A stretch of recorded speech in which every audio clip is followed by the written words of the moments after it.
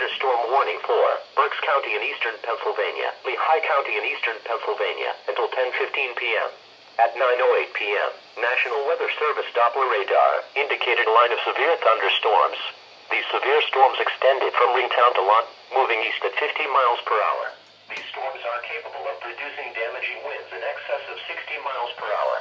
Severe thunderstorms will be near Strausstown around 9:35 p.m., Warmelsdorf and Hamburg around 9:40 p.m., Wanamaker's and Showmakers around 9:45 p.m., Leesport and Wernersville around 9:50 p.m., Schnecksville and Wyomissing around 9:55 p.m., Compton and Dreading around 10 p.m. This line of severe thunderstorms has a history of producing wind damage across central Pennsylvania over the past few hours.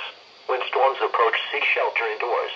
A severe thunderstorm watch remains in effect until 1 a.m. Wednesday morning for Delaware and northeastern Maryland and southern New Jersey and southeastern Pennsylvania. Repeating, a severe thunderstorm warning has been issued until 10:15 p.m. for the following counties in Pennsylvania: Berks and Lehigh.